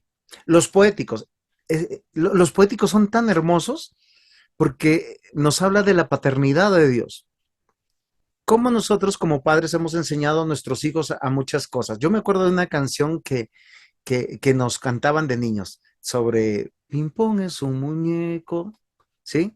No sé si ustedes lo han escuchado, dice que se lava la carita con agua y con jabón, pero mi papá no me enseñaba a cantar. ¿Saben qué me estaba enseñando? Que yo me tenía que lavar la carita con agua y con jabón. ¿Por qué los niños no se quieren lavar con jabón? Porque, ay, me arden mis ojitos. Me caen mis ojitos y uno siempre es reacio. Todo niño, no sé por qué no le gusta bañarse o lavarse. Es muy difícil encontrar un niño que diga, ay, me voy a lavar, me voy a bañar. Y menos si es pobre, porque si está en tierra fría, no hay agua caliente. Pero los padres nos enseñan cantando. Y Dios enseña su ley a través de los libros poéticos. Todos los libros poéticos nos hablan de una manera casi cantando, de manera pedagógica, recordándonos todos los principios de la ley de Dios. Es más, en muchos casos, abriéndonos el panorama, como el caso de Proverbios y Salmos. Cualquier increpancia a la ley o debate lo plasma en Eclesiastés. Y nos dice que pues el fin de todo discurso es este: teme a Dios y guarda sus mandamientos. ¿Comprendiste? Los libros poéticos es la manifestación del amor paternal de nuestro Dios para su pueblo, para decirle, venga, la ley, la Torá, hay que cumplirla de esta manera porque es apropiada para ti. El mismo Proverbios, en todos sus sentidos de escritural, nos lleva siempre a esta misma disertación. Y el no cumplir los mandamientos nos trae unas consecuencias terribles que lo manifiesta Lamentaciones. Lamentaciones es un estado poético, es que cuando nosotros somos tan rebeldes de no vivirlo, de no practicarlo, de no sujetarnos, pues es tan doloroso que va una sanción de generación en generación. Entonces, miren, ¿y qué son los libros proféticos? Pues las consecuencias de las bendiciones y las maldiciones de Dios. Escuchas y haces caso, tienes bendición. Escuchas y te rebelas, traes la disciplina y el castigo de Dios. Pero en todo hay una esperanza. La salvación es por medio de la fe en el Cristo que lo va a padecer todo. Por eso nosotros tenemos que llegar a una conclusión, mis queridos hermanos, de esta clase. El Pentateuco, o la ley o la Torá, Jesús mismo la vivió y la enseñó. El testimonio de Jesús es perfecto. Él resucitó y todas las señales y milagros que hizo estaban anunciados. 1 Corintios 15:6 dice, después apareció a más de 500 hermanos a la vez, de los cuales muchos viven aún y otros ya duermen. Queridos hermanos, la conclusión del Pentateuco es clara. El Mesías fue prometido y Él es Dios con nosotros. Y mientras que Jesús vivió, no existía el Nuevo Testamento. Juan 16:12-15 dice, aún tengo muchas cosas que deciros, pero ahora no las podéis sobrellevar. Pero cuando venga el Espíritu de verdad, Él os guiará a toda verdad, porque no hablará por su propia cuenta, sino que hablará de todo lo que oyere y os hará saber las cosas que habrán de venir. Él me glorificará porque tomará de lo mío y os lo hará saber. Todo lo que tiene el Padre es mío, y por eso dije, tomará de lo mío y os lo hará saber. Solo quiero que se pongan en el contexto cronológico. En este momento no estaba el Nuevo Testamento. El Nuevo Testamento va a ser compilado muchísimo después, ya cuando Jesús resucitó, ascendió. Según de Timoteo capítulo 3 versículo 16, toda la escritura es inspirada por Dios y útil para enseñar, para redarguir, para corregir, para instruir en justicia, a fin de que el hombre de Dios sea perfecto, enteramente preparado para toda buena obra. Y en este momento no estaba Gálatas, no estaba Efesios, no estaba Apocalipsis, no estaba posiblemente Romanos. Cuando Pablo le escribe a Timoteo, y recuerden que lo hace varias veces, lo increpa a ir a la ley, a los profetas. Y ahí dice que tenemos la revelación suficiente para conocer a nuestro Dios. Una y otra vez somos redarguidos de la inspiración de Dios sobre el Antiguo Testamento. Y la inspiración es la doctrina que enseña que Dios es el autor de la Biblia. El texto de la Biblia no se originó en la mente humana, no es producto de la tradición oral, perdón que lo diga de esa manera, y se los voy a decir por qué. Si nosotros, acá estamos algunos estudiantes reunidos, creo que muy bien intencionados, vamos a contar esta clase, y algunos tienen muy buena memoria y posiblemente van a tener hasta la grabación. Yo les pregunto, ¿transmitiríamos correctamente todo lo que se dijo? Posiblemente no. Y en 5 horas menos. Y en 3 días mucho menos. Y en 5 años mucho menos. Y si pasan 400 años menos.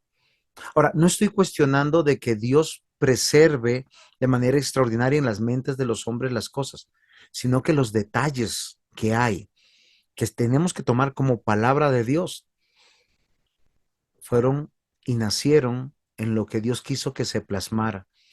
Hay algo muy importante. Nosotros creemos, y acá viene la pregunta, no sé si alguno se arriesga, ¿en la inspiración plenaria o mecánica? No sé si se entienden los términos. Si no se entienden, les explico. Y es una pregunta, a ver, para si yo descanso un poquito la voz y tomo agüita.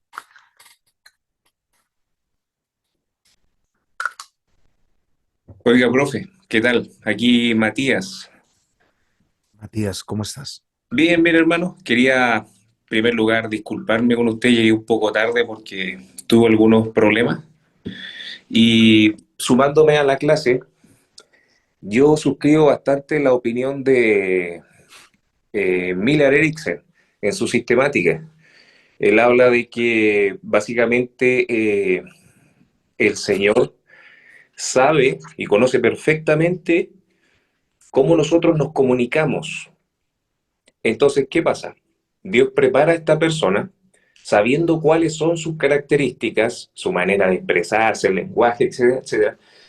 Y Dios no dicta, sino que sabiendo cómo esta persona va a redactar las cosas, Dios elige a esta persona, le transmite su mensaje y confía en que, como lo conoce, va a escribirlo tal como Él quiere que se escriba. Esa es la manera que al menos yo considero. Y Matías, ¿plenaria o mecánica? Yo entendí, pero para ser concretos, ¿la inspiración es plenaria o mecánica? Miren, ¿Has definido una de las dos? como estudiante, no sé. Muy bien, Matías. Acabas de definir lo que es la inspiración plenaria. ¿Qué significa la inspiración plenaria? Que Dios inspiró a los autores bíblicos para escribir, mas no para vivir. Por eso encontramos en sus vidas situaciones que ellos son confrontados con las mismas revelaciones que ellos reciben, ¿sí? Y nosotros vemos vidas auténticas delante de ellos. Eh, ¿Qué hombre de los que no está en la escritura no cayó en algún pecado? Sí, son receptores de la gracia, ellos están en una condición de caída, ellos están dependientes de Dios, todo eso teológicamente los entendemos. Pero ¿por qué nosotros recibimos de estos hombres que ellos escribieron palabra de Dios? Porque Dios los inspiró.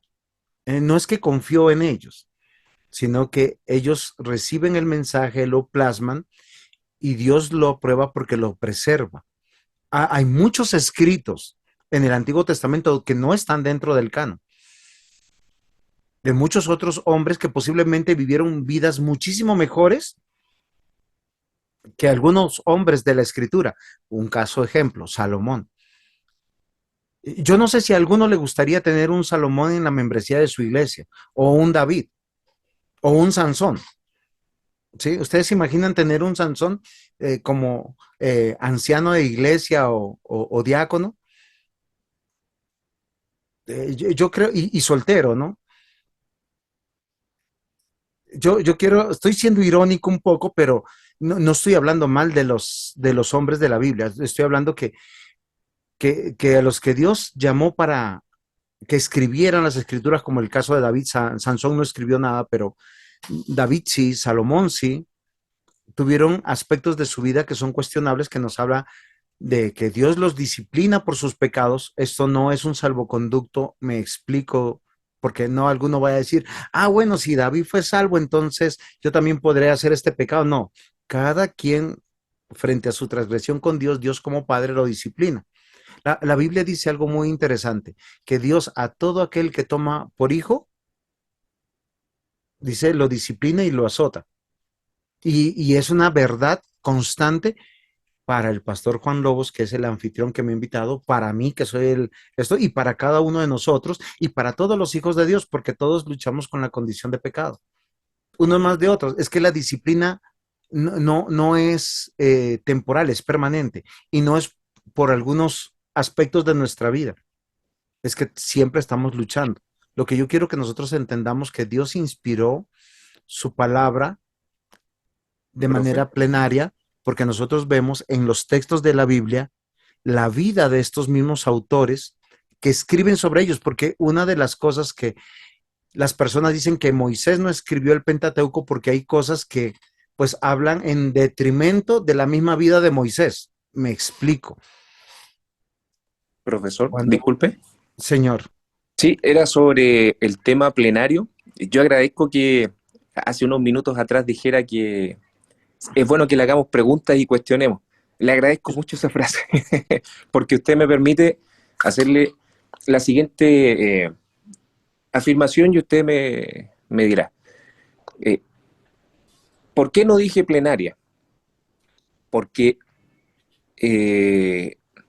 yo estoy aprendiendo, ¿ya? Me da la sensación de que hay algunos pasajes que podrían dar a entender de que no todo fue directamente inspirado.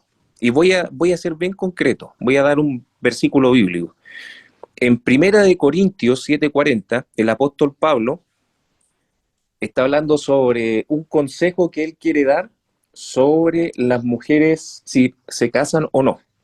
Y en el 7:40 dice, pero a mi juicio, más dichosa sería si se queda así.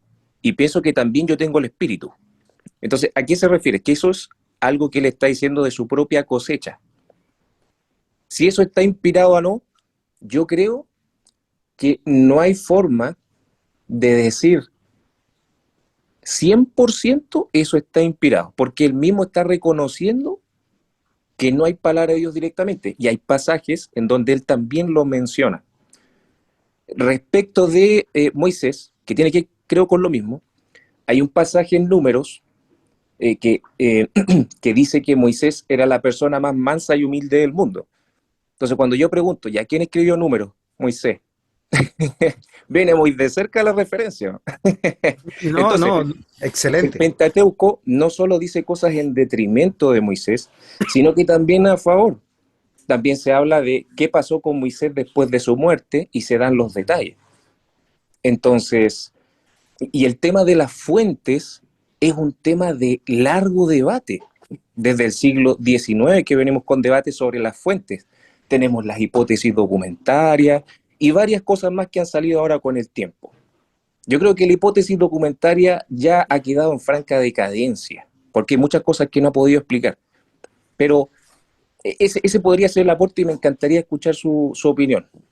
Eso, por favor. Muy bien, Matías, muchas gracias. No, no te preocupes, yo como estudiante de las escrituras también he pensado a lo mismo, pero cuando yo me remito a lo declarado por el Señor Jesús, y yo creo que tú y yo creemos que Jesús es Dios, y nos dice que lo que escribió Moisés es palabra de Dios, pues decanto, y perdonen la forma facilista de salir de ellas. Ahora, cuando voy a mi racionalidad, a mi estudio exegético y hermenéutico, pues tengo que hacer todos estos cuestionamientos que son sanos. Pero cuando hablamos de una inspiración plenaria, básicamente lo que estoy diciendo es eso, que Dios inspiró a los seres humanos, que son como unos 40 autores, de los cuales escribió la Biblia, y son 40 autores aproximados porque no sabemos si posiblemente fueron más, como en el caso que tú citas de Deuteronomio. Deuteronomio fue escrito por Moisés, pero uno dice, oiga, ¿qué pasa con el tema si ya murió? Si ya murió, ¿cómo va a escribir sobre su muerte? Entonces, lo que atribuyen los comentaristas, los estudiosos, dicen, no, fue Josué que terminó como de llenar la obra porque pues no pudo haberlo escrito. Es una racionalización de nuestro estudio en la cual no tenemos una respuesta, pero lo que sí tenemos respuesta es que por lo menos el Señor Jesús, Pablo mismo, ¿sí? Y otros autores van a reconocer que la ley es palabra de Dios, que ni una tilde ni una letra va a pasar ni va a cambiar. Ahora, frente a esta verdad, yo tengo que declinar cualquier otra postura. Claro, el estudio de las fuentes, también el estudio de las lenguas, el estudio de... Hay varios estudios que se proponen a lo largo de, presuponiendo que el autor no es, no es no es Moisés.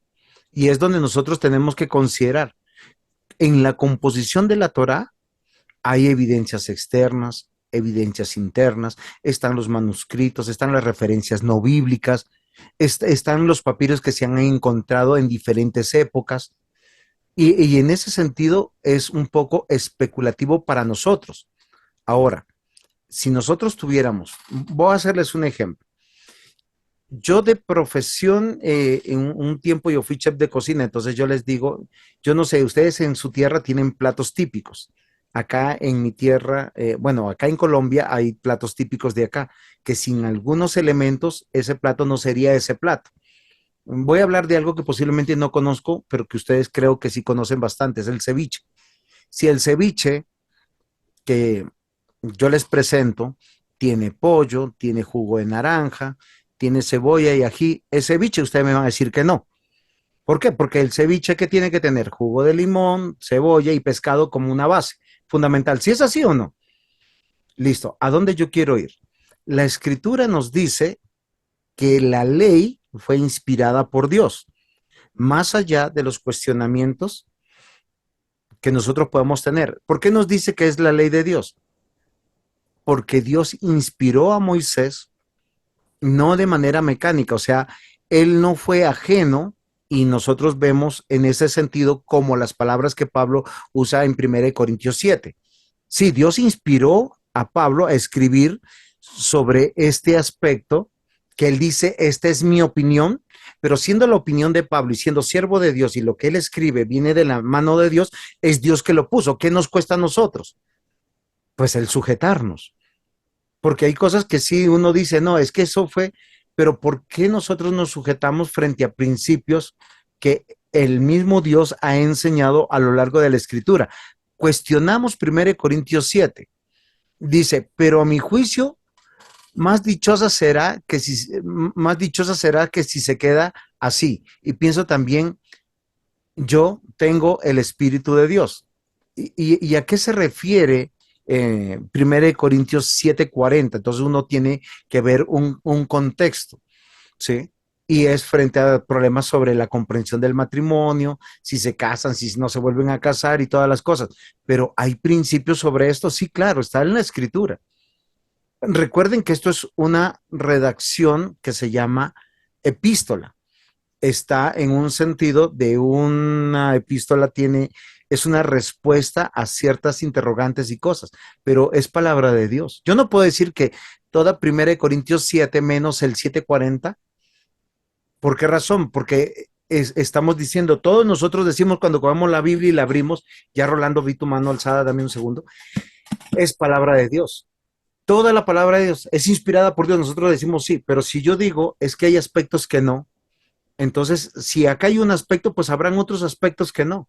El hecho que no los entendamos, no los comprendamos o no tendremos corroboración inmediata, no podemos decir que no sea palabra de Dios.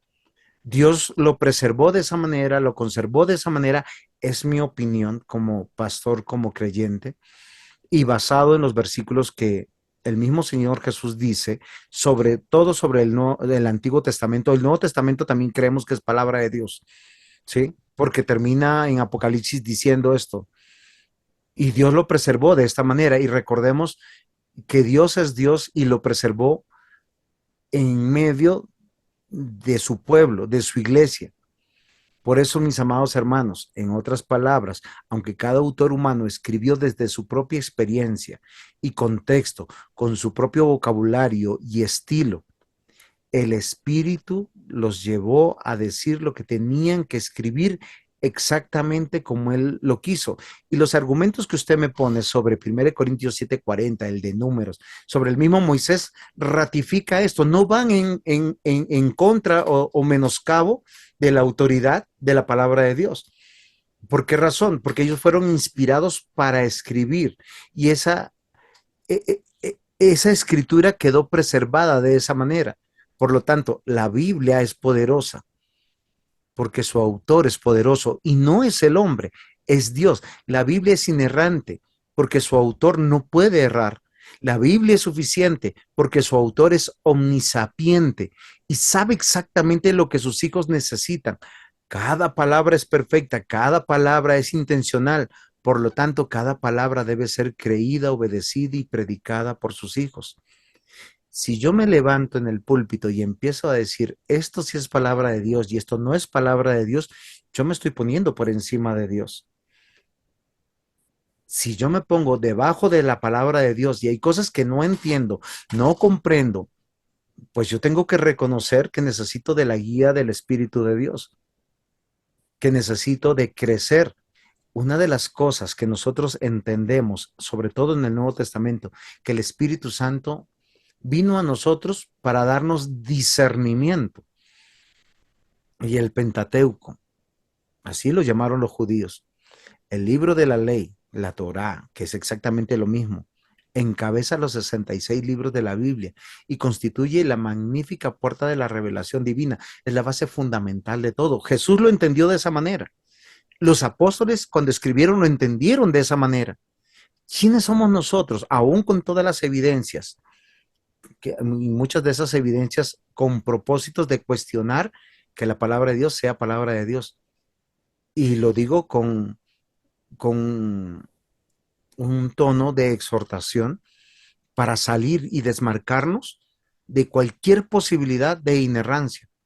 Donde nosotros encontramos contradicción, yo veo que a veces es ignorancia, porque no hemos estudiado de la palabra suficientemente para llegar a donde deberíamos llegar. Ahora sí, no sé si nuestro hermano, ay, se me fue, Rolando era el que tenía una pregunta. Sí, sí. Es que de acuerdo a todo lo que ha dicho usted respecto a la pregunta del hermano Matías, eh, yo me recuerdo de todos los estudios que he podido hacer, es que cuando hablamos de la inspiración de la palabra, es que Dios preserva de todo error al escritor. O sea, el Espíritu Santo es quien lo preserva de cometer error, así que ya no tiene error. Y lo otro es que cuando me he encontrado con algún texto que yo no entiendo o que veo que es contradictorio, me recuerdo una cita que usted ya citó delante, creo que está en Deuteronomio, que las cosas reveladas son de Dios y las no. Entonces, ahí digamos, me tranquilizo un poco o me conformo, porque es cierto que hay muchas cosas en la escritura que no voy a entender o que las voy a encontrar con, con lo que yo sé hasta ahora, que a lo mejor son opuestas o algunas contradicciones, pero descanso en que no es así, en que soy humano yo y por eso siento así, soy imperfecto, soy limitado, pero estoy frente a una escritura que no es limitada, es amplia, inspirada, sin error, y ahí quedo más tranquilo. Ok, mi hermano. Ahora quiero partir de manera pastoral y teológica para los desafíos que tenemos, entendiendo la postura de nuestro hermano Matías, que a veces es la nuestra también, solo que nosotros en el silencio nos quedamos calladitos. Eh, Hay un principio hermenéutico y exegético para todo teólogo. Yo no parto de lo oscuro a lo claro.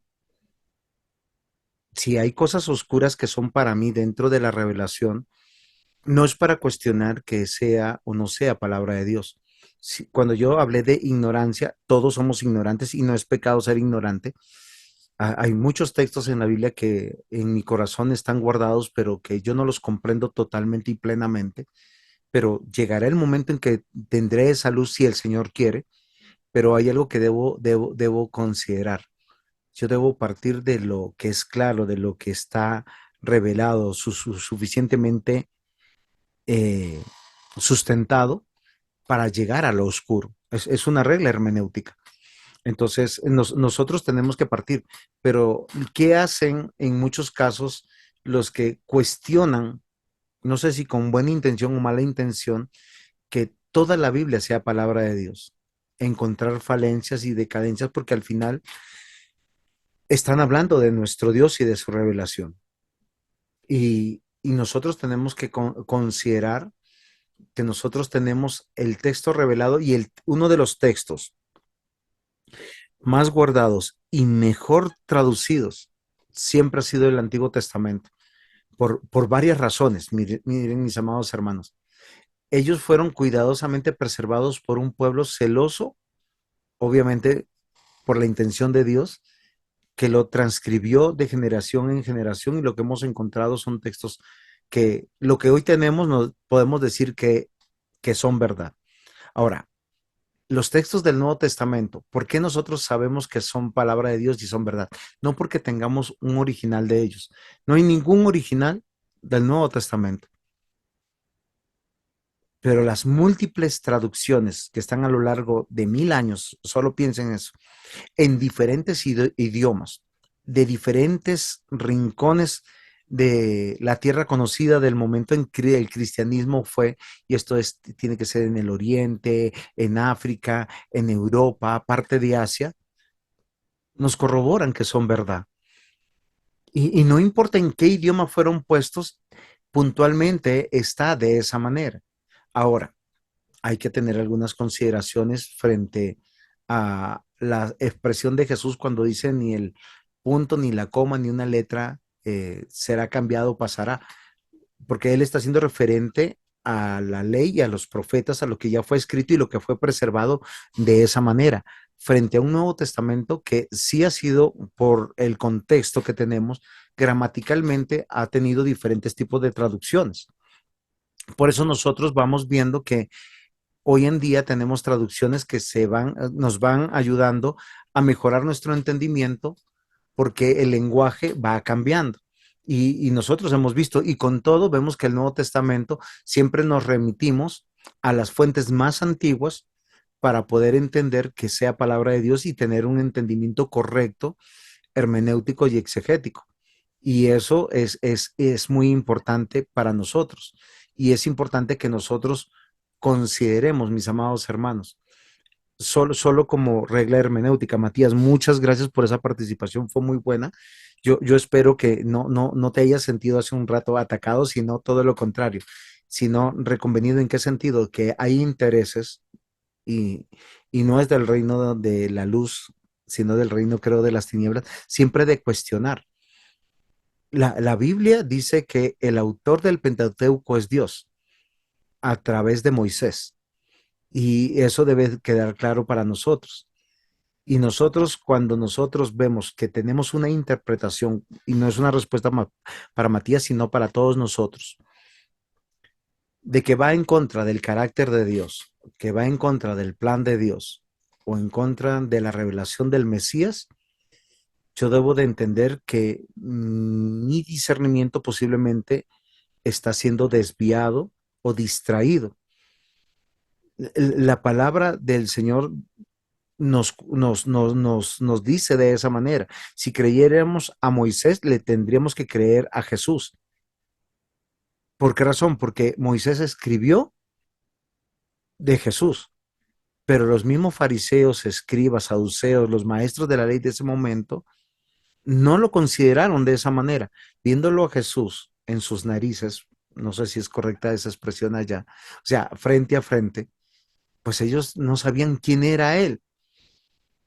Y el saber quién es Jesús en nuestras narices o frente a nuestros ojos es una revelación de Dios. Lucas 24:44 dice, y les dijo, estas son las palabras que os hablé estando aún con vosotros, que era necesario que se cumpliese todo lo que está escrito de mí en la ley o la Torá de Moisés, en los profetas y en los salmos, para corroborar que todos hablan de un mismo mensaje. Entonces, en este sentido, mis amados hermanos, vean, es que yo no sé cómo estamos, ya yo quisiera como abrir un espacio para poder nosotros considerar preguntas. Aquí está sobre la revelación vertical y la revelación horizontal, o sea, ¿por qué trato este tema? Porque la ley no solamente es personal, individual, sino también colectiva y es la que nos une, es la que nos fortalece en la fe. Y el Pentateuco simplemente es un nombre que se ha dado a los 5 primeros libros de la Biblia, que la misma Biblia les llama la ley. Y no sé, Pastor Juan Lobos, ¿cómo vamos? Sí, yo creo que ya sería tiempo de ir cerrando, Pastor, si puede dar la posibilidad de un intercambio de comentarios, preguntas. Sí, claro que sí. Sí, porque acá yo tengo varias diapositivas todavía, pero si quiere, cerramos hasta aquí, solamente como para que ustedes vean, eh, hay bastante material, Sí. pero pues De todas la maneras, idea Pastor, es seguir. los alumnos están diciendo que no, así que si quiere continuar con su clase, siga nomás. ¿Sabe qué es lo que pasa, Pastor? Lo que pasa es que tengo otro compromiso. Ahora, mire, salí de una clase de 7 a 9 de la mañana aquí en Colombia. Entré a la de ustedes y ahorita mismo, entonces, si no tomo aire y mañana me toca Ok. predicar, pero estoy aquí para poder edificar. Nos vamos a tener 3 clases más y la idea no es removerles todos sus cimientos, sino ver sus opiniones, cómo vieron la clase, si hay algo para mejorar, yo les ruego. No, a veces mi manera de ser es muy impetuosa y muy así como, no sé cómo llamarlo en términos que ustedes lo conozcan, pero la idea es poder poner temas para poder debatir y para poder mejorar y crecer en nuestro conocimiento del Pentateuco, que es nuestro tema. Ok. Bien, entonces si hay preguntas, hermanos, algún comentario final ya para ir dando cierre a nuestra presentación de hoy. Pastor, quería primero lamentar que se va a terminar la clase, Entiendo. porque justamente quería darle muchísimas gracias al pastor, porque ha sido una clase, pero para mí, excelentísima. Eh, y después le voy a preguntar si está grabada en aparte para verla nuevamente, tomar apuntes, porque acá no pude hacerlo. Pero doy gracias a Dios por la clase que Él nos dio y porque Dios lo está usando para instruirnos a nosotros. Muchas gracias, estimado pastor. Gracias, mi hermano, por sus generosas palabras. No sé si hay alguna aporte o pregunta más o algo que no quedó claro o aporte.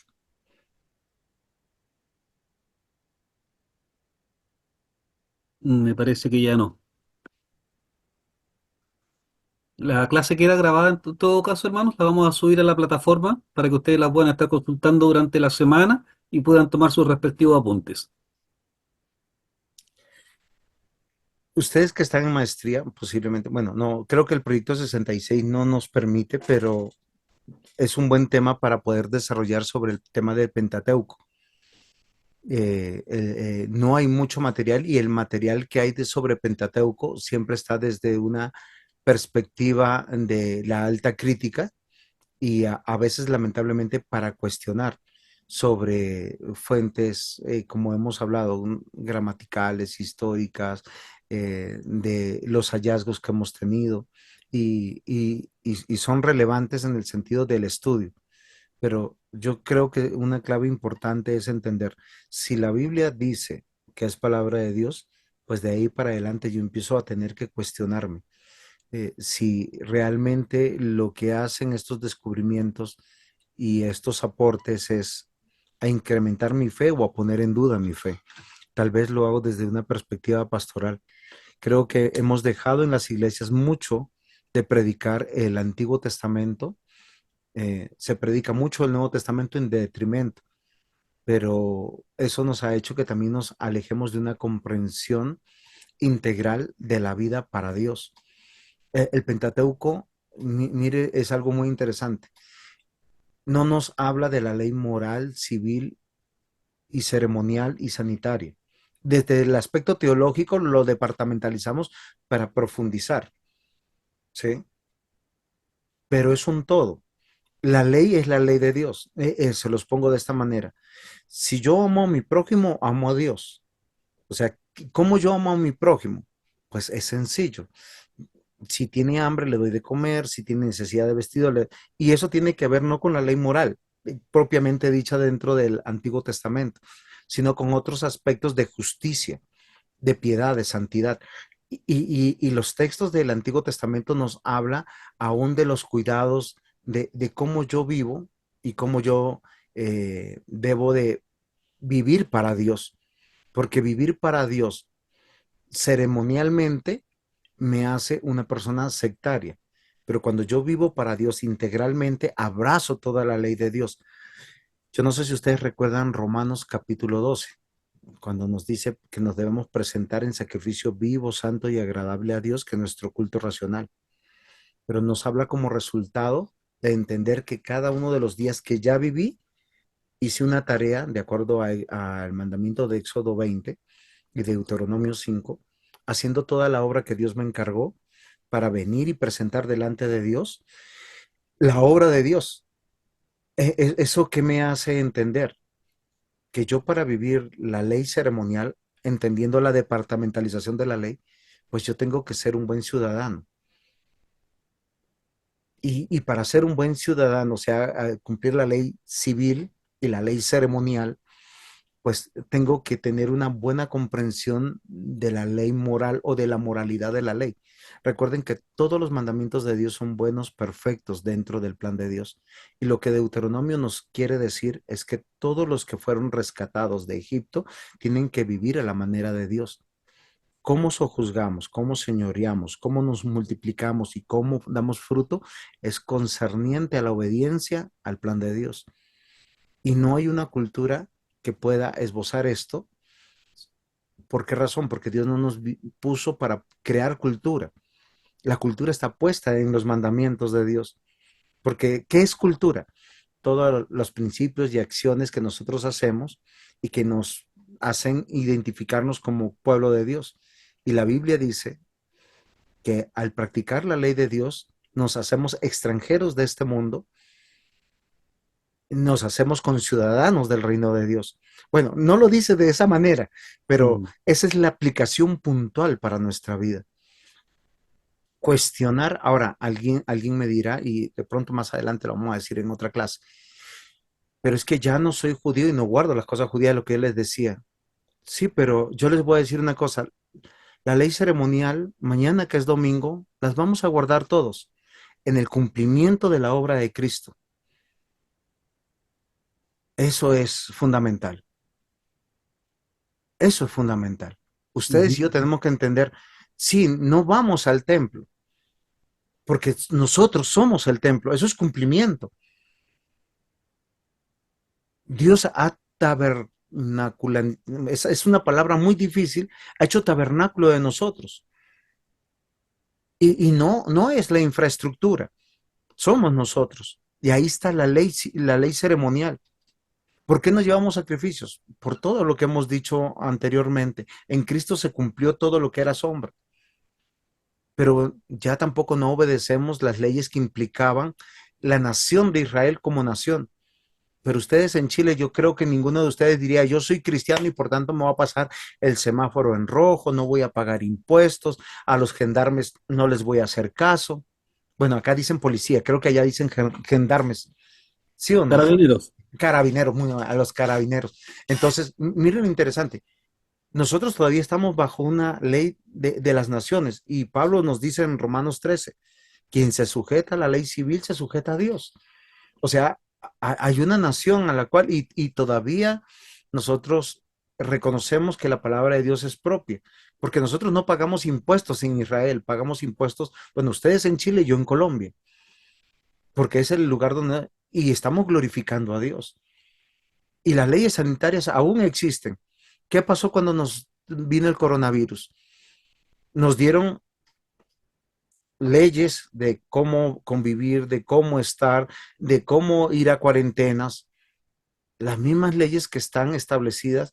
¿Por qué? Porque cuando hay una enfermedad como la lepra en el Antiguo Testamento, en la cual no había cura, pues había que separar las personas. Y eso es interesante que aún todavía la cumplimos, solo que nosotros a veces no crecemos en el desarrollo y queremos puntualmente decir cómo yo cumplo esta ley si ya, no, es que la lepra ya es una enfermedad tratable, es contagiosa, pero nosotros sabemos cómo tratarla y curarla. Con relación a otras enfermedades que hoy en día es que si se presentan como pandemia, pues uno tomaría las mismas decisiones, apartarlos, separarlos. ¿Por qué razón? Porque está sobre un mandamiento, no matarás, el guardar la vida. Y es importante todos los alcances que tiene. Y así yo pudiera decirles que todavía la ley de Dios está vigente para nosotros los cristianos, los creyentes que en Cristo Jesús reconocemos que Él es nuestro soberano, nuestro Rey, nuestro Señor, nuestro Dios, nuestro Salvador. Y con esto yo los quiero dejar, darle las gracias por su paciencia y cualquier Gracias a cosa usted. estoy en sus manos. Gracias a usted, pastor. Como entendemos que quedaron algunas láminas sin que usted las pudiera pasar, no sé si nos podría compartir también las láminas para que nosotros las incluyéramos también para resumen de nuestros alumnos, si es que es posible, pastor, ¿no? Sí, es posible. ¿Qué les voy a decir? Se las voy a pasar al final de toda la clase, se las voy a pasar en PDF porque pues como tengo todas mis clases ya, yo soy, perdóneme, yo necesito las guías, un camino para no perderme. Toda la Ok, lámina me dice, no te pierdas, este es el tema. ok. Gracias, pastor. Vamos a terminar por hoy entonces. Vamos a terminar con una oración. Vamos a ver a nuestro hermano Gerson, por favor, si puedes guiarnos en una oración para concluir este tiempo de estudio. Amén. Oremos al Señor.